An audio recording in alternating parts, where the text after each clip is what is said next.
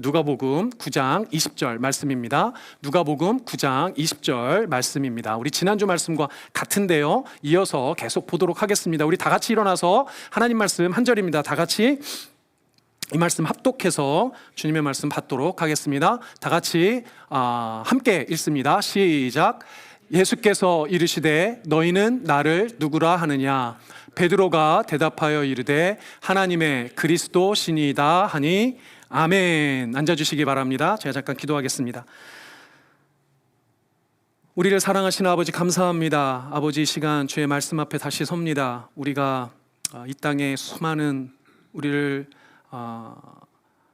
고민하게 만들고 또 아버지 하나님 우리를 혼란하게 만드는 수많은 세상의 소리로부터 아버지 하나님 이 시간 다시 한번 하나님 앞에, 하나님의 말씀 앞에, 하나님의 소리에 집중하는 시간 될 수 있도록 우리 사랑하는 성도님들의 영혼을 열어주시고 또 온라인으로 함께 하시는 모든 분들에게도 동일한 은혜로 함께하여 주시옵소서. 부족한 종을 세우셨습니다. 종의 허물은 가리시고 아버지의 영광만 드러낼 수 있도록 역사하여 주시옵소서. 감사드리오며 존귀하신 예수님의 이름으로 기도드립니다. 아멘. 아멘. 우리 서로 인사 나누겠습니다. 사랑합니다. 축복합니다. 인사 나누겠습니다. 네, 오늘은 그리스도 예수를 믿음, 지난주에 이제 한번 했는데요, 좀 양이 많아서 오늘 다시 이어서 두 번째 시간 갖도록 하겠습니다. 한 주간 평안하셨죠? 네, 평안하셨죠? 네, 감사합니다. 오랜 전통을 가지고 또 아주 이제 큰 교세를 자랑하는 아주 그 큰 교회에 젊고 아주 유능하고 아주 열정적인 새로운 목사님이 담임으로 이렇게 부임을 했습니다. 네, 갑자기 뜬금없는 얘기로 시작하죠? 네, 그냥 하나 만들어 본 이야기입니다. 들어보세요. 자, 이 목사님이 이제 좋은 교회에 이제 부임을 이제 했으니까 얼마나 기쁘고 설레이겠어요. 또 부담도 얼마나 되겠습니까? 그래서 목회를 좀 잘 해보려고 어떻게 하면 목회를 이 교회를 잘 섬겨볼까 고민하다가 이 교회에 이제 아주 그 신망도 성도들에게 신망도 많고 믿음도 이제 좋다고 하는 아주 이제 그 시니어 어르신을 이제 찾아보면 좋겠다. 그래서 이 교회에 대해서 좀 잘 알았으면 좋겠다 이런 생각을 하게 됐습니다. 그래서 이제 이 어르신을 만나서 이 교회에 대해서 물어보는 거예요. 이 교회는 이제 어떤 교회입니까? 라고 이렇게 물어보는 겁니다. 어르신이 뭐 이제 엄청 이 교회들 뭐 자랑스럽게 생각하고 자부심이 많은 거예요. 그래서 뭐 예배는 어떻고 이 교회가 어떻게 개척이 됐고 어떻게 시작했고 어떤 어려움을 겪었는데 어떻게 극복을 했고 이렇게 교회가 어떻게 잘 성장했는지를 쭉 얘기해 주시는 겁니다. 이제 목사님이 이제 듣다가 이제 궁금해서 더 궁금해서 더 자세하게 물어보는 거예요. 예배는 이제 어떻습니까? 이 교회는 이제 어떤 사역들을 하고 있습니까? 그러니까 또 이 장로님이, 이 어르신이 장로님이시겠죠? 다 아는 겁니다. 그래서 예배는 몇 부 예배가 있고 성도가 얼마나 오고 어떤 사람들이 오고 우리 교회는 어떤 선교 사역을 하고 있고 우리 교회 학교는 얼마나 크고 뭐 모르는 게 없는 거예요. 다 자세하게 이렇게 얘기를 하는 겁니다. 이렇게 듣다 보니까 너무 이제 이 목사님이 좋은 거예요. 야, 정말 내가 멋진 교회에 왔구나. 야, 이 어르신 참 대단한 분이구나. 이런 생각을 하다가 이제 어르신에 대한 개인적인 것도 궁금하지 않았겠어요? 그래서 이제 어르신에 대해서 개인적인 것도 물어보는 겁니다. 어르신, 이 교회 언제부터 다니기 시작했습니까? 라고 물어보니까 물론 개척할 때부터 다녔다고, 처음부터 다녔다고 이렇게 얘기를 하는 거예요. 그래서 목사님이 그러시군요. 그러면 우리 어르신, 우리 예수님은 언제 처음 만나셨어요? 이렇게 물어보는 거예요. 그러니까 이 어르신이 갑자기 이렇게 대답하는 겁니다. 누구요? 누구? 예수? 이제 처음 들어보는데요. 목사님, 제가 이 교회 처음부터 다녔는데 이 이름이 좀 낯서네요. 들어본 것 같기도 하고 잘 모르겠습니다. 여러분 어떠세요? 만든 얘기예요. 여러분들 교회의 본질이라는 게 어디에 있습니까? 오늘 블루진 데이인데 우리 블루진 한인교회는 본질을 어디에 두고 있습니까? 뭐 예배 많이 드리고 봉사도 많이 하고 선교도 많이 하고 교회 학교도 크고 건물도 크고 성도들도 많고 뭐 헌금도 많이 걷고 뭐 그런 것에 교회의 본질과 교회의 힘이 있는 걸까요? 여러분들 이 이야기에서 알 수 있는 것처럼 교회의 본질은 예수 그리스도에 있습니다. 예수 그리스도 안에, 예수 그리스도 그 이름 안에, 예수 안에 교회의 본질이 담겨져 있어요. 여러분들 본질을 잊는다면 아무리 많은 사역을 하더라도 아무리 교회가 크더라도 아무리 성도가 많더라도 아무리 헌금이 많더라도 건물이 아무리 크더라도 다 껍데기에 불과한 겁니다. 이제 한국도 그렇고 이 미국도 그렇죠. 아마도 예수라는 이름을 이야기하면 모르는 사람 없을 겁니다. 이름은 다 압니다. 그러나 참으로 예수 그리스도를 인격적으로 경험하고 참으로 예수의 이름으로 살아가는 사람은 사실 생각보다 그렇게 많지 않은 것 같아요. 우리가 오늘도 예수님에 대한 이야기를, 우리 예수님에 대한 찬양도 같이 했고 예수님에 대한 이제 말씀을 또 나눌 텐데, 우리 사랑하는 블루진 하나님께 우리 성도님들만큼은 정말 참된 예수 그리스도를 경험하고 이 말씀을 통해서 예수를 올바르게 알아가고 다시 한번 예수로 살아가겠다는 결단이 있는 그런 시간 되시기를 주님의 이름으로 참으로 축복합니다. 아멘.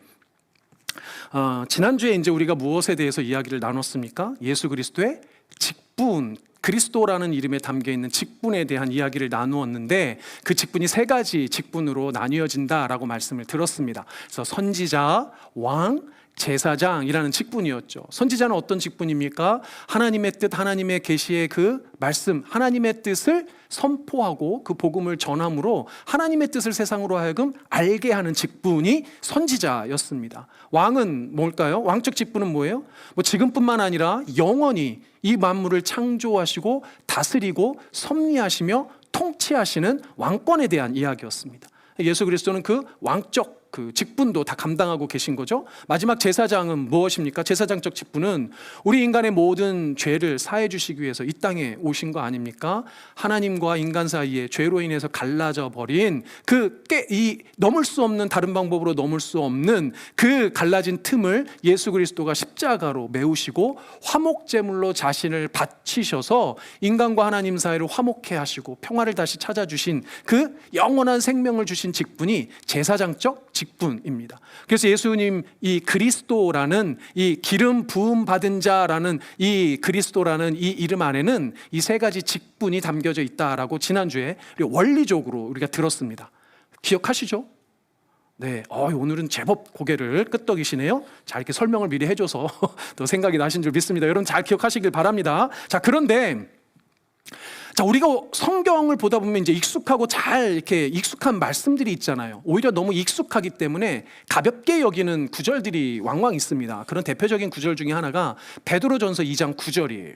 베드로전서 2장 9절인데 우리 같이 한번 보겠습니다. 우리 같이 한번 읽어볼까요? 시작.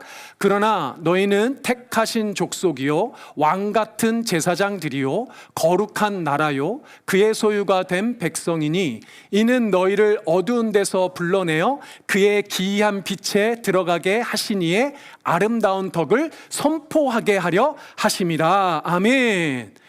이 말씀 보니까 여러분들 제가 빨간색으로 해놨는데 우리가 누구예요?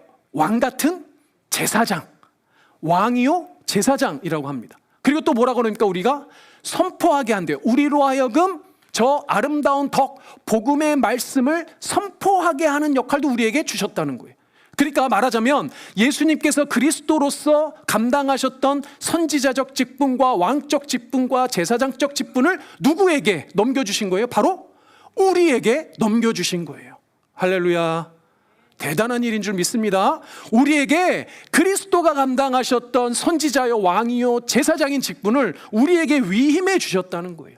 이건 사실 되게 놀라운 일이에요. 엄청나게 영광스러운 일입니다. 왜 이게 영광스럽고 놀라운가 봤더니 이제 우리가 오늘 읽었던 본문을 좀 봐야 되는데요. 우리가 오늘 누가복음 본문을 지난주에 이어서도 같이 봤습니다. 베드로가 고백한 예수님에 대한 고백인데 오늘 우리가 읽었던 이 고백의 말씀이 마태복음과 마가복음에도 나온다고 말씀드렸어요. 근데 마태복음 16장 16절을 우리가 처음에 하지 않았습니까? 근데 그 구절과 여러분들 지난번에 비교해 보니까 누가복음은 특히 그 중에서도 무엇을 강조했던가요? 주는 그리스도다. 그리스도라는 것을 강조했다라고 말씀을 드렸어요. 그런데 더 중요한 것 중에 하나가 뭐냐면 마태복음에서는 참 강조했는데 누가복음에는 누락된 부분이 있어요. 그게 뭐냐면 장소예요. 마태복음은 어떤 장소적 배경이 중요하다라고 말씀드렸습니까? 빌립보, 가이사랴. 마태복음 배경에서의 베드로의 신앙 고백은 빌립보 가이사랴라는 지역의 배경을 꼭 이해해야 된다고 말씀드렸어요. 그런데 오늘 여러분들 누가복음 오늘 한 절 읽었지만 전후 문맥을 살펴보면 장소 배경이 빠집니다. 다시 말하면 누가복음은 이 신앙 고백이 장소 배경보다 중요한 다른 문맥적 배경이 있다라고 이야기를 하는 거죠. 그게 뭐냐면 좀 독특해요. 시간의 순서에 맞춘 게 아니고 의미의 순서에 맞췄습니다. 그래서 베드로의 이 신앙 고백을 누가복음에서는 앞에 어떤 사건이 등장하냐면 여러분들 잘 알고 계시는 오병이어의 기적의 사건이 등장을 해요.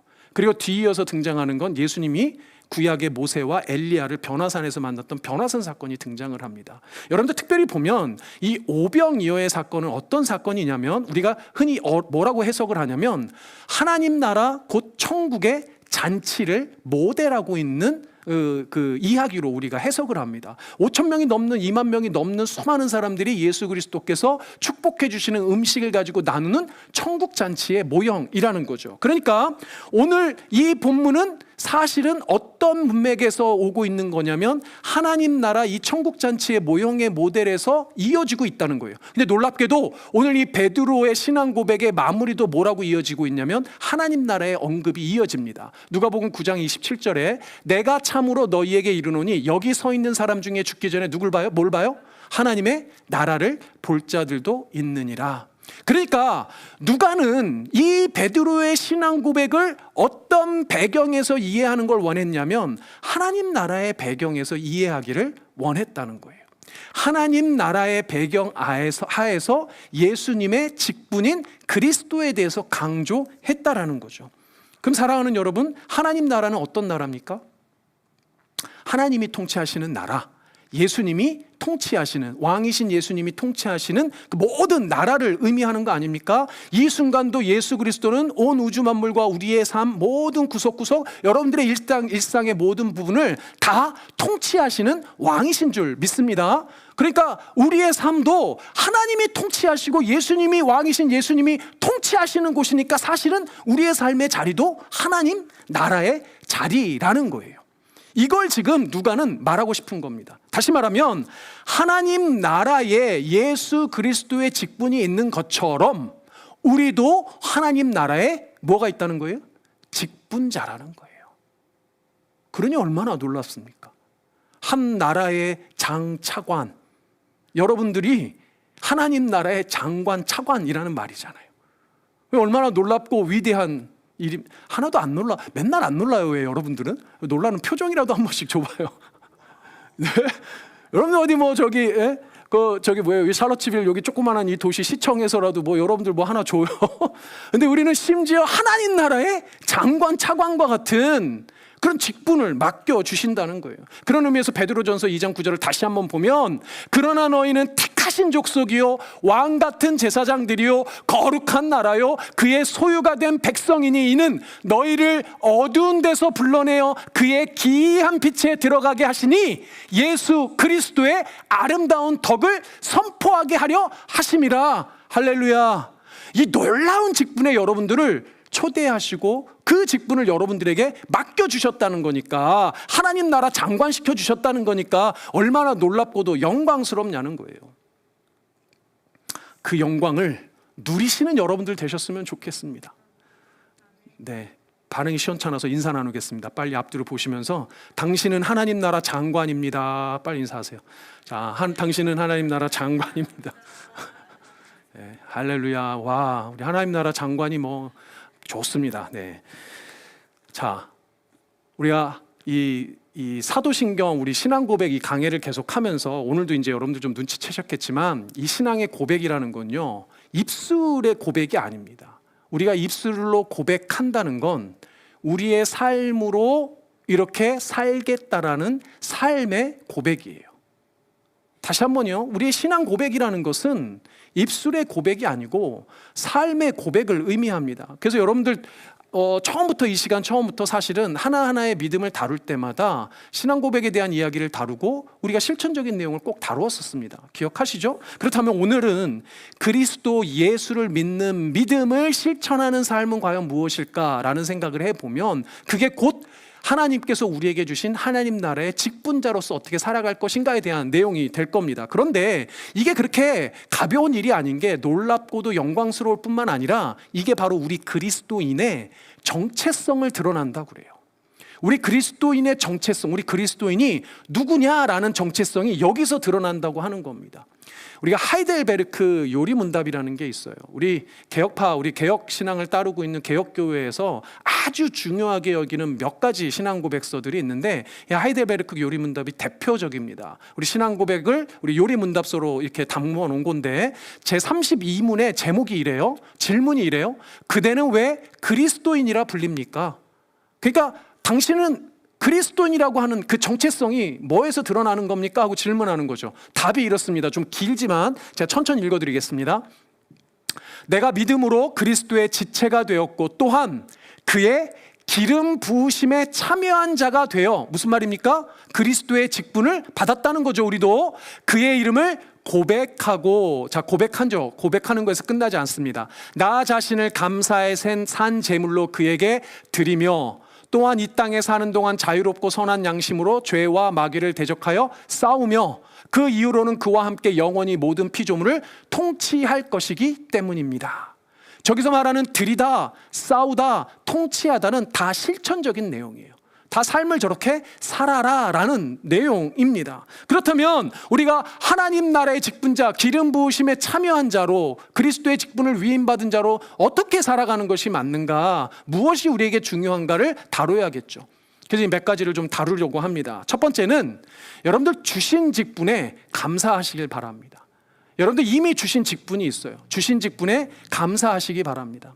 여러분들 이렇게 주신 직분에 감사하라고 하면 대뜸 이렇게 이야기하실 수가 있어요. 아니 목사님, 저는요 장로도 아니고요, 권사도 아니고요, 심지어는 집사도 아닌데요, 무슨 직분이 있다는 겁니까? 여기가 뭐 우리 청년분들, 청소년분들 그렇게 이야기하시겠죠. 더 그러실 수도 있죠. 뭐 교회에서 아무런 것도 아닌데, 우리 호칭은 그렇지만 공식적으로 직분 받은 게 아니지 않습니까? 대부분 여기 계신 분들이 저는 직분 없습니다 이렇게 말할 수도 있습니다. 그런데 여러분, 우리가 말하는 이 직분이라는 건 교회에서 공식적으로 얘기하는 장로, 권사, 집사만 이야기하는 것이 아니에요. 아까 전에 말씀드린 것처럼 이 모든 삶의 자리가 하나님 나라의 자리이기 때문에 우리가 하나님 나라에 사는 우리가 받은 이 땅 가운데 직분, 그러니까 신분과 구별되는, 우리가 이 땅에 와서 그리스도인으로 부름받고 나서 우리가 가지고 있는 우리의 자리들, 지위들이 다 직분이 되는 거죠. 자, 그런 의미로 보면 가장 첫 번째 직분이 뭘까? 남편과 아내를 꼽았습니다. 사실 조금 고민이 됐어요. 왜냐하면 이걸 하나님께서 정말 직분처럼 생각하셨을까라는 부분에 조금 고민이 됐습니다. 그런데 실천적으로 좀 생각을 해보니까 요새는 결혼이 당연하지가 않아요. 예전에는 결혼이 당연했습니다. 그리고 결혼하지 않으면 이상했어요. 그런데 지금은 결혼하지 않다고 이상하다고 보는 게 이상하게 된 시대죠. 여러분들, 결혼을 예전에는 못했으면 못했지 안 한다는 말은 안 했는데 지금은 결혼을 안 해요. 남편, 아내를 안 해요. 그러니까 결혼을 안 하는 이 시대를 생각을 해보면 참, 그렇게 생각하면 청년들이 좀 안타깝죠. 청년들의 어떤 이 실질적으로 겪는 어려움에 대해서 저희가 공감을 해야 됩니다. 꼭 공감을 해야 되고 그 상황을 이해해 줘야 돼요. 근데 그건 맞는데, 그럼에도 불구하고 결혼은 해야 하는 거죠. 남편이 되고 아내가 되는 건 해야만 하는 겁니다. 그럼에도 불구하고 이 세태 때문에 제가 남편과 아내를 첫 번째 직분의 자리로 올려놨어요. 사랑하는 여러분들, 이미 결혼하신 분들, 이미 남편이 있고 아내가 있는 분들, 자신이 하나님께서 주신 그 남편에 대해, 아내에 대해 하나님께 감사하시는 여러분들 되시길 바랍니다. 여러분들 남편에게 감사하세요. 여러분들 아내에게 감사하시길 바랍니다. 근데 여러분들, 남편과 아내가 감사하기 위해서 가장 중요한 게 뭐예요? 남편과 아내에게 가장 중요한 덕목이 뭐예요? 사랑이죠, 사랑. 근데 제가 사랑이라는 게 좀 더 구체적으로 어떻게 실천돼야 되냐, 예전에 한번 말씀드렸습니다. 뭐라고 말씀드렸죠? 책임이에요, 책임. 사랑을 한다는 건 책임을 진다는 거죠. 근데 그 책임의 중요한 요소가 뭐냐면 바로 감사입니다. 어떤 영화를 보니까 이런 얘기가 나와요. 연인 사이에, 야, 사랑하는 사람 사이에는 미안하다는 얘기 하는 거 아니야, 뭐 이런 얘기를 하더라고요.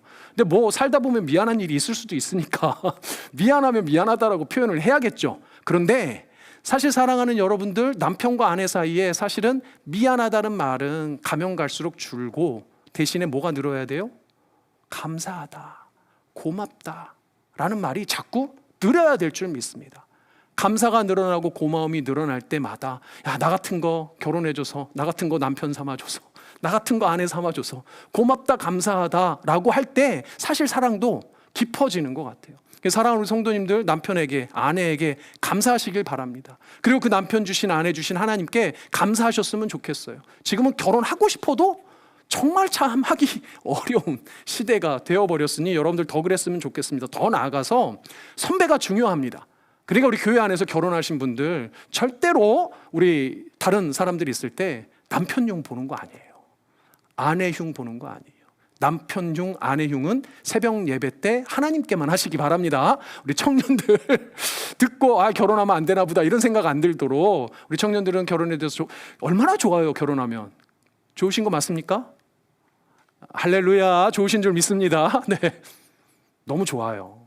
결혼하시기 바랍니다. 우리 결혼하는 청년들 결혼하시길 바랍니다. 자, 어쨌든 남편 된 아내 된 자신의 직분에 대해서 감사하셨으면 좋겠어요. 두 번째는 뭘까요? 두 번째는 자녀는 아니에요. 자녀는 아닌데 부모가 됨을 감사하시기 바랍니다. 자녀는 사실 직분이 아니죠. 태어나면 그냥 자녀니까. 그러나 부모는 되고 싶다고 해서 부모가 되는 게 아니더란 말이에요. 저는 그동안 보면서 아기 갖고 싶어갖고 그렇게 10년, 20년 기도해도 아기가 생기지 않는 부부들 여러 봤습니다. 많은 기도 제목을 받은 적 너무 많아요. 아기는요, 새 생명은요, 갖고 싶다고 갖는 게 아니더란 말이에요. 그냥 결혼한다고 생기는 게 아니더란 말이에요. 자식은 하나님께서 주신 자녀는 축복이고 선물이더라는 거죠. 그러니까 사랑하는 여러분들, 부모 된 것은 직분입니다. 하나님께서 주신 거예요. 얼마나 소중한 겁니까? 그래서 성경은 이 부모됨에 대해서 이렇게 말을 합니다. 시편 127편에 보면 세 번역으로 가지고 왔는데 여러분 같이 읽어볼까요? 시작. 자식은 주님께서 주신 선물이요, 태 안에 들어있는 열매는 주님이 주신 상급이다. 이 부모된 직분에 놀라운 것은 부모가 된 것 자체가 상급이에요. 그렇죠? 뭘 부모로 잘해야 된다 못해야 된다가 아니라 부모가 된 것 자체가 상급입니다. 놀라운 직분이에요. 사랑하는 여러분들, 여러분들의 자녀가 속색일 때 있죠. 여러분들 1살은 너무 이쁘잖아요. 2살은 귀엽잖아요. 3살은 말 안 하겠습니다. 네, 밉죠. 4살 되면 이러잖아요. 근데 그 자녀가 한번 여러분들 찡긋 웃어줄 때, 이쁜 짓 한번 할 때, 저는 엄마들 마음까지는 잘 모르겠어요. 제가 아빠여서. 근데 정말 한번 방긋 웃어주는 걸로 마음이 이제 쑥 풀린다고 하더라고요. 진짜인지 아닌지는 엄마마다 다른지는 잘 모르겠습니다만 그만큼 자녀는 이 엄마에게, 아빠에게 얼마나 소중한 선물이고 상급입니까? 여러분들 살아가는 이 시대에 이 어려운 삶을 살아가면서도 가장 큰 힘 중에 하나가 자녀들 아니에요? 살아가는 여러분들 부모가 된 것은 그냥 된 게 절대로 아니에요. 하나님께서 주신 겁니다. 그러니 소중히 여기시고 감사히 여기시며, 여러분들 하나님께서 부모된 직분을 주신 것에 하나님께 감사하고 자녀들 정말 소중하게 생각하며 키우시는 여러분들 됐으면 좋겠습니다. 지금은 이 주신 직분에 대해서 이 2가지로만 말씀드렸지만 이것만이 아니죠. 사랑하는 여러분들, 여러분들의 삶의 자리에서 주신 하나님의 다양한 자리들이 있어요. 지위들이 있습니다. 직업의 자리가 될 수도 있어요. 사회적 관계 가운데 친구가 될 수도 있습니다. 심지어 우리 왕적 직분은 이 모든 만물을 다스리는 거기 때문에 여러분들 가정의 반려동물들, 이 세상의 자연 만물들도 사실은 우리가 청지기적 직분으로 감당해야 되는 것들이에요. 여러분들 이 주신 직분에 다시 한번 감사하는 시간 되었으면 좋겠습니다. 그런 여러분들 되길 바랍니다. 두 번째는 주실 직분을 사모해야 돼요. 이거가 끝이 아니고 하나님께서 주실 직분을 사모해야 합니다. 남편, 아내 좋아요. 부모도 좋고 다른 여러 가지 직분도 좋은데요. 이런 것뿐만 아니라 더 중요하고, 더 중요하다는 표현보다는 교회로 보면 교회에서 말하는 중요한 공적인 직분이 있습니다. 장로됨, 권사됨, 집사라는 이 공적인 교회의 직분이 있어요. 여러분들 이 공식적인 직분에 대해서 사모하셔야 됩니다. 너무나도 당연한 거죠. 하나님 나라를 예표하는 기관이 이 시대 교회잖아요. 교회라는 이 기관의 공적인 직분인 장로, 권사, 집사됨은 여러분들이 사모하시는 게 당연합니다.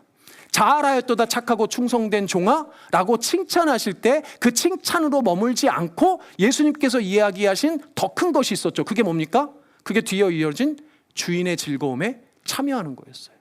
주인의 즐거움에 참여하는 건 그 직분자만이 누릴 수 있는 거란 말이죠. 하나님 나라의 일원이 되었다는 것, 오병이어와 같은 천국 잔치에 참여한다는 것, 그것이 사실 직분자가 누릴 수 있는 큰 축복인 겁니다. 여러분들 착각하면 안 됩니다. 직분을 사모하는 것도 좋고 직분을 맡아서 직분을 잘 감당하는 것도 좋은데 그래야 하나님 나라에 갈 수 있다는 게 아니에요. 종종 성도님들이 혼동하신단 말이죠. 그런 게 아니라 하나님 나라의 사람, 예수 그리스도를 믿는 믿음이 있는 사람은 이 직분을 사모하는 마음을 갖는 것이 당연하다라는 거예요.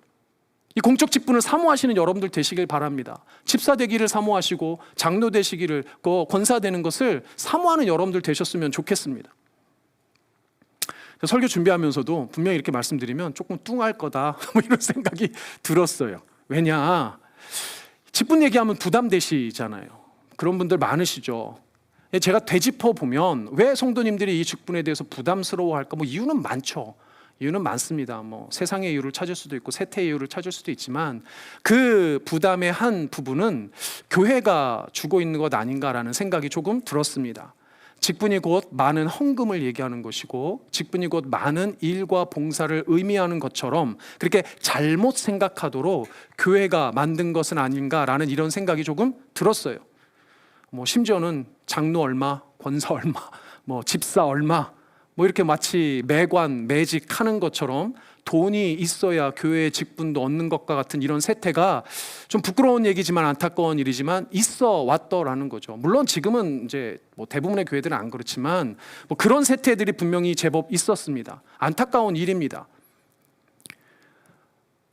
그렇더라도 여전히도 뭐 꼭 그렇게 하지 않더라도죠. 그러니까 꼭 그렇게 하지 않더라도 여전히 직분에 부담을 갖는 것, 어떤 재정적인 부담을 갖는다든지 여러분 이럴 수 있어요. 분명히 이해합니다.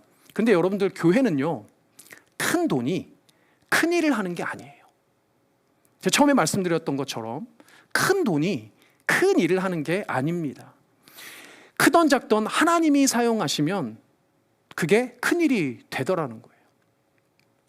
제 개인적인 경험을 좀 말씀을 드리면, 제가 결혼을 하고 나서 막 얼마 되지 않았을 때 좀 경제적인 큰 돈 문제가 좀 생겨서 되게 힘든 일들이 좀 있었습니다. 오랫동안 좀 어려운 일을 겪었었는데요. 그때 막 일이 닥쳤을 때 뭐 자세한 얘기는 뒤로 하고요. 뭐 일 가지고 뭐 혼자 이러쿵저러쿵 하다가 이제 새벽 예배 가서 기도하게 됐어요. 새벽 예배 기도하러 가서 이제 주변에 사람들이 많으니까 뭐 크게는 못 하고 하나님과 씨름하면서 조용히 기도하면서 울며불며 뭐 이렇게 기도를 했던 적이 좀 있습니다. 막 그렇게 이제 그 기도를 하고 있는데 갑자기 어느 순간 제가 좀 추울 때여서 잠바를 입고 있었는데 잠바 주머니에 뭔가 손이 하나가 쑥 들어오는 거예요. 깜짝 놀라가지고 이렇게 눈을 딱 떴더니 돌아봤더니 이제 권사님이 이제 막 돌아서는 이제 모습을 봤습니다. 이제 어떤 이제 알고 있는 권사님, 뭐 아주 친하진 않았지만 알고 있는 권사님이었는데 이 권사님이 제 주머니에 10,000원짜리 한 서너 장을 이렇게 쑥 넣어주시고 이제 돌아서 이제 가시는 장면을 본 거예요. 분명히 이제 들으셨을 것 같진 않아요. 기도 내용을 어떻게 아셨는지는 모르겠지만 그렇더라고요. 큰 돈은 아니었, 물론 제가 가진 돈 문제를 해결할 수 있는 큰 돈은 아니었습니다. 뭐 턱없이 적은 돈이었죠. 근데 제가 이 권사님이 어떤 분이 대충 알아요. 산동네에 사시는 이분도 넉넉한 분이 아닙니다. 이 분이 이 제 주머니에 넣어줬던 그 몇만 원 안 되는 돈이 제가 지금까지 살아오면서 받아왔던 수많은 후원금, 장학금, 그 어떤 더 큰 금액의 돈보다도 훨씬 더 크게 느껴져요. 왜일까요? 제가 하나님께 기도하는 그 기도를 하나님께서 들으셨다라는 확신이 들었어요. 그게 금액이 커서 문제가 아니고 하나님께서 내 기도를 들어주고 계시는구나라는 확신이 그 작은 몇만 원에 제 마음속에서 들었단 말이에요. 아, 하나님은 살아계시는구나. 하나님 살아가셔서 내 기도를 듣고 계시는구나. 여러분, 그거보다 더 중요한 일이 뭐가 있겠습니까? 사실은 그런 경험들이 제가 지금 이렇게 목회자로 서서 여러분들 앞에 말씀 전하는 이 자리까지 오게 만든 원동력 아니겠어요? 사랑하는 여러분, 하나님이 살아계시다라는 확신만큼 더 중요한 건 없단 말이에요. 그 작은 몇만 원이 얼마나 큰 일을 행했는지 모릅니다. 여러분들, 하나님의 교회는 큰 돈이 큰 일을 하는 게 아니에요. 작은 돈이라고 해서 보잘것없는 게 아닙니다. 과부의 2렙돈이 그 많은 부자들이 냈던 큰 헌금보다도 훨씬 더 크다라고 하셨던 예수님의 말씀을 기억하셨으면 좋겠습니다. 하여간 여러분들, 교회의 직분을 사모하는 건요 당연한 일입니다. 당연할 뿐만 아니라 이게 뭐 교회에서 직분 얻는다고 무슨 뭐 권세가 생기고 뭐 힘이 생기고 이런 의미가 아니라, 아까 전에 말씀드린 대로 또 혹은 뭐 직분을 해야 뭐 구원받는다든지 하나님이 더 이런 의미가 아닙니다. 그런 의미라기보단 성경은요 이 교회의 직분을 잘 감당하는 것이 우리의 믿음의 은혜가 커진다고 그래요. 디모데서를 보면 집사 직분에 대해서 설명을 하고 있지만 모든 직분이 마찬가지일 겁니다. 디모데전서 3장 13절에 바울은 이렇게 말합니다. 집사의 직분을 잘한 자들은 아름다운 지위와 그리스도 예수 안에 있는 믿음의 큰 담력을 얻느니라. 아멘. 여러분들 큰 믿음을 갖기를 소망하십니까? 더 큰 은혜를 받으시기를 소망하십니까? 그러면 직분을 사모하시기 바랍니다. 여러분들 그 직분을 통해서 하나님께서 여러분들에게 큰 믿음의 담력, 믿음의 은혜를 주실 줄 믿습니다. 그래서 직분 감당하는 거예요. 자, 그 다음에 마지막 세 번째는 자기에게 주어진 은사를 발견하는 게 중요합니다. 이 사실은 내가 뭘 잘하는지 뭘 못하는지도 모르고 막 아무런 거를 하는 것보다는 하나님께서 나에게 주신 은사가 있단 말이에요. 그 은사를 잘 발견해서 그 은사를 통해서 직분을 감당하는 게 중요합니다. 하나님께서 나에게 주신 은사가 뭘까 생각해 보는 게 중요한 거예요. 뭐 장로, 권사, 뭐 집사 이런 거는 어떻게 보면 공통된 타이틀이지만 같은 직분의 직책의 이름이더라도 각자 맡은 일들, 각자 잘할 수 있는 일들을 얼마든지 다룰 수 있습니다. 심지어는 이런 꼭 직분이 붙지 않더라도 우리 교회도 마찬가지잖아요. 여러분도 어떤 직분이 있다고 무슨 봉사를 하고 섬기는 거 아니지 않습니까? 우리가 교회를 위해서, 하나님 나라를 위해서 섬기고 봉사하고 또 우리가 일한다는 거는 직분이, 직책이 뭔가가 아니라 내게 주어진 은사를 따라서 행하는 거예요. 여러분들 지난주에도 잠깐 다루었던 종의 비유, 달란트 비유에서 3명의 종에게 5달란트, 2달란트, 1달란트를 주잖아요. 근데 이 달란트는 양의 개념이 아니란 말이에요. 수의 개념이 아니란 말이에요. 각 종들에게 맞추어서 각자 맞춤의 은사와 달란트를 주셨다는 의미입니다. 그러니까 여러분들에게도 각자 서로 다른 은사가 있단 말이에요. 예배를 섬기는 일도 다양하잖아요. 오늘 우리 제임스 섬겨준 것처럼 찬양으로 섬길 수도 있고요. 방송이나 음향으로 섬겨주시는 분들도 있고요. 밝은 미소로 안내를 서주실 수 있는 분들도 계십니다. 그렇죠? 우리 교회 학교에 교사로 또 섬겨주시는 분들이 있을 수 있고요. 교회의 어떤 행정적인 부분들, 이거 아무나 할 수 있는 게 아니거든요. 재정을 감당해 주시는 분들 아무나 할 수 있는 게 아닙니다. 어디 뭐 그런 것뿐이에요. 사실은 뭐 우리 교회는 아직은 없지만 제가 사역하던 교회들에 보면 제 인생에 가장 남는 이런 분들은 이 뭐 비가 오나 눈이 오나 밖에서 주차 봉사하시는 분들, 또 이 뭐 몇백이 됐던 몇천이 됐던 밥 먹는 우리 교우들을 위해서 식당에서 애쓰시는 우리 집사님들, 권사님들, 여러분들 얼마나 애쓰십니까? 그게 사소해 보이고 하찮아 보일 수 있지만 그 작은 일들 하나하나가 모여서 교회가 아름다운 덕으로 하나님 앞에 영광 드리는 거예요. 그러니까 여러분들에게 주어진 직분이 뭐가 중요한 게 아니라 은사가 무엇인지가 중요한 거예요. 은사를 발견하시길 바랍니다. 아직도 발견하지 못했다면, 혹은 은사가 뭔지 잘 모른다면 작은 거 하나라도 주변에 물어보고 저에게 물어보세요. 그래서 하나라도 여러분들 은사를 통해서 하나님께 영광 드리는 여러분들 되시기를 주님의 이름으로 축복합니다. 아멘. 말씀을 맺겠습니다. 자, 여러분들 그리스도를 믿는다는 것이 무슨 말인지, 또 그 믿음이 얼마나 위대한 일이고 영광스러운 일인지 깨달으셨으면 좋겠습니다. 오늘 나눈 말씀이 직분에 대한 이야기였잖아요. 직분에 감사해라, 직분을 사모해라. 여러분들 이게 무겁게 들릴 수가 있어요. 여전히 부담스럽게 들릴 수가 있습니다. 근데 사랑하는 여러분들, 예수님은 뭐라고 말씀하셨냐면 예수님 본인이 지신 짐은 가볍다고 말씀하셨어요. 자기를 부인하고 자기 십자가를 지는 선지자적, 왕적, 제사장적 이 모든 직분, 십자가를 걸머지는 그 직분이 예수님은 가볍다고 말씀하셨습니다. 왜 가볍다고? 아니, 어떻게 가벼울 수가 있을까요? 다른 답이 없습니다. 여러분들, 생명을 위한 일, 참된 진리를 위한 일, 영원한 선과 아름다운 의를 위해서 일하는 건 영광스러운 일이에요. 여러분, 이 땅 가운데 생명을 위해서 일하는 것, 참된 진리를 위해서 일하는 것만큼 아름답고 놀랍고 위대한 일이 없다는 거예요. 이건 무겁고 버거운 게 아니라 가볍다는 겁니다. 심지어는 예수님은 그래서 우리에게 뭐라고 합니까? 너희의 무거운 짐을 나에게 맡기라고 말씀하세요. 그러니까 사랑하는 여러분도 오늘 이 말씀 들으면서 여전히 이 직분들에 대해서 무겁고 부담스럽게만 여겨지십니까? 그렇다면 온유하시고 겸손하신 주 예수 그리스도에게 여러분들의 그 부담을 내어드리셨으면 좋겠어요. 그 무거운 짐을 예수님 앞에 맡겨드렸으면 좋겠습니다. 예수님, 제가 감당할 수 있는 힘을 주시옵소서. 예수님, 저의 은사에 맞게 주님 합당한 직분을 주시옵소서.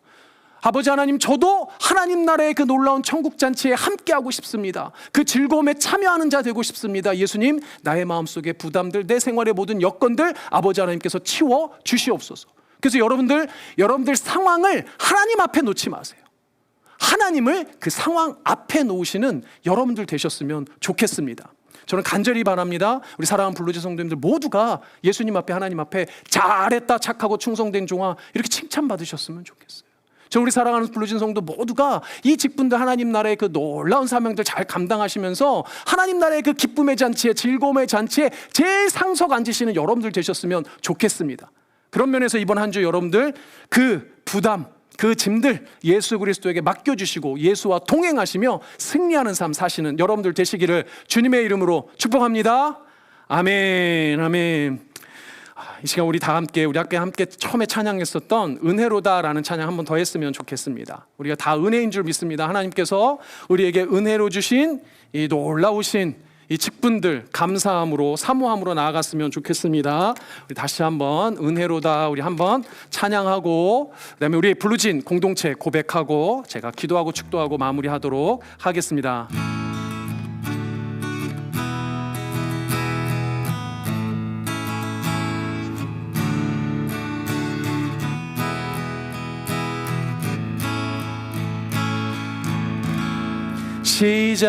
시작됐네. 우리 주님의 능력이 나의 삶을 다스리고 새롭게 하네. 자유하네.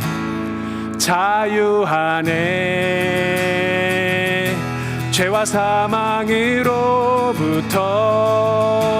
나의 삶은 변하고 나 충만하네. 은혜로다, 은혜로다. 주의 은혜 한량없는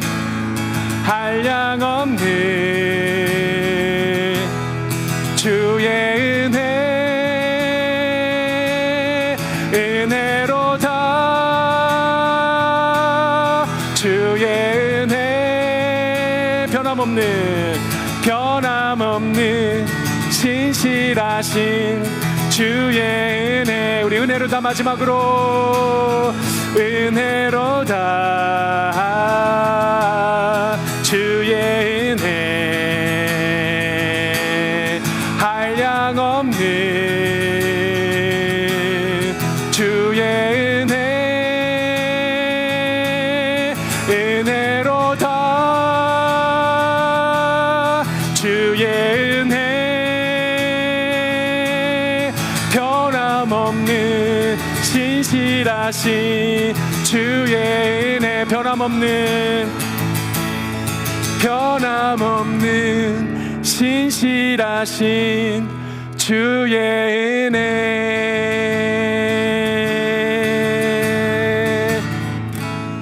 아멘. 이제 우리 다 같이 일어나셔서 우리 블루진 공동체 고백 우리 함께 하도록 하실까요? 다 같이 일어나서 천천히 저와 함께 우리 블루진 공동체 고백 함께 읽도록 하겠습니다. 또박또박 천천히 함께 읽습니다. 시작. 우리는 세상으로부터 부름받은 하나님의 백성입니다. 우리는 복음을 위하여 다시 세상으로 보냄받은 예수 그리스도의 제자입니다. 우리는 오직 하나님만을 찬양하고 경배하는 하나님의 예배자가 되겠습니다. 우리는 생명의 복을 받은 하나님의 형상으로서 세상을 축복하는 소명자가 되겠습니다. 우리는 하나님 말씀에 빛된 복음으로 세상을 밝히는 전도자가 되겠습니다. 우리는 행함과 진실함으로 교회와 이웃을 섬기는 화목제가 되겠습니다. 그리하여 하나님 나라가 임하며 하나님께만 영광을 돌리는 주님의 공동체가 되겠습니다. 아멘. 여러분도 오늘 말씀드려서 눈치채셨겠지만 우리 블루지 공동체 고백 안에는 말씀드린 그 모든 직분에 대한 사명이 담겨져 있습니다. 그런데 고백하시는 것뿐만 아니라 삶으로 살아내시는 여러분 한 주가 되시길 바랍니다. 네, 제가 기도하고 축도하겠습니다. 아버지 감사합니다. 우리는 주님이 택하신 백성들입니다. 주님이 사랑하여 주셔서 영원한 죽음으로부터 구원하여 주신 영원한 생명의 아버지 하나님의 자녀들인 줄 믿습니다. 그것으로 멈추지 아니하고 주님께서 우리를 왕 같은 제사장 삼아 주시고 주님께서 이 땅에 보내주신 놀라운 예수 그리스도 그 아름다운 덕의 말씀 복음의 말씀을 전파하게 하시고 선포하게 하시니 감사합니다. 때로는 우리에게 아버지 하나님 부담이 되고 또 아버지 하나님 어려움의 상황이 있을 때도 있지만 주님 주신 그 직분들에 감사하며 주님 주신 그 사명들을 잘 사모하는 마음으로 감당해낼 수 있는 우리 사랑하는 모든 성도님들 아버지 하나님 기꺼이 될 수 있도록 이 땅 가운데 그 삶을 모든 하나님 나라의 잔치의 삶을 누리는 복되고 복된 삶 될 수 있도록 주님께서 축복하시고 함께하여 주시옵소서. 지금은 우리를 구원하여 주신